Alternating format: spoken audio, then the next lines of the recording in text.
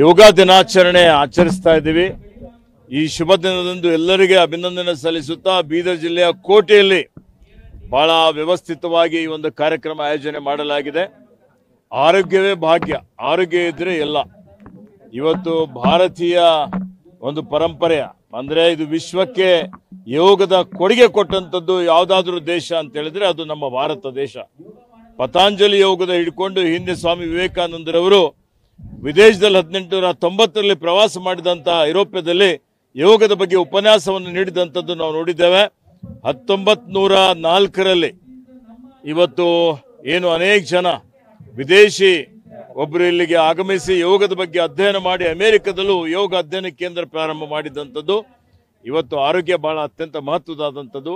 ಇವತ್ತು ನಾವು ಕೊರೋನಾ ಸಮಯದಲ್ಲಿ ನೋಡಿದ್ದೇವೆ, ಪ್ರಾಣವಾಯು ಇವತ್ತೇನು ನಮ್ಮ ಆಕ್ಸಿಜನ್ ಇಲ್ಲದೆ ಇದ್ದು ಸುಮಾರು ಜನ ಮೃತಪಟ್ಟಿದ್ದಂಥದ್ದು.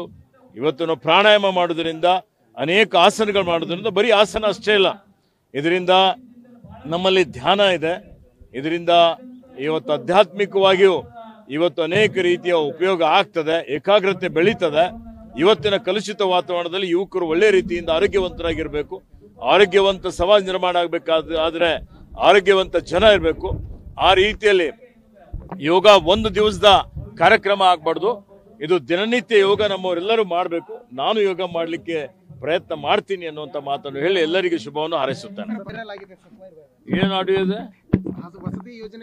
ನಮ್ಮ ಪಕ್ಷ ಇವತ್ತು ಭ್ರಷ್ಟಾಚಾರ ರಹಿತವಾದಂಥದ್ದು, ಭ್ರಷ್ಟಾಚಾರಕ್ಕೆ ಝೀರೋ ಟಾಲರೆನ್ಸ್ ಇದೆ. ಇವತ್ತು ಯಾರೇ ಅದರಲ್ಲಿ ಭಾಗಿಯಾಗಿದ್ರೆ, ಮಧ್ಯವರ್ತಿಗಳಿರಲಿ, ದಲ್ಲಾಳಿಗಳಿದ್ರಿ, ಅದಕ್ಕೆ ಪುರಾವೆಗಳಿದ್ರೆ ಅವ್ರ ಮೇಲೆ ಕಾನೂನು ರೀತಿಯ ಕ್ರಮ ಕೈಗೊಳ್ತೀವಿ. ಅಲ್ಲ ಸರ್, ಇದು ಬಿಜೆಪಿ ಸರ್ಕಾರ ಇದ್ದಾಗ 40% ಸರ್ಕಾರ PCM ಅಂತಂದು ಅಭಿಯಾನ ಮಾಡಿತ್ತು. ಈಗ ಕಾಂಗ್ರೆಸ್ ಸರ್ಕಾರದಲ್ಲಿ ಭ್ರಷ್ಟಾಚಾರ ನಡೆಯುತ್ತೆ. ನೋಡಿ, ಸುಳ್ಳು ಹೇಳುವಂತದ್ದೇ ಬಿಜೆಪಿ ಒಂದು ಚಾಳಿ ಆಗಿದೆ. ಅದರಿಂದ ಏನು ವ್ಯತ್ಯಾಸ ಆಗೋದಿಲ್ಲ. ನಮ್ಮ ಜನಪ್ರಿಯತೆಯಿಂದ ಅವ್ರು ಕಂಗಾಲಾಗಿದ್ದಾರೆ, ಗೊತ್ತಾ? ಸುಳ್ಳೇ ಮಾಡ್ತಾರೆ. ನ್ಯೂಸ್ ಫಸ್ಟ್, ನಿರ್ಭೀತಿಯಿಂದ ನಿಮ್ಮ ಪರವಾಗಿ.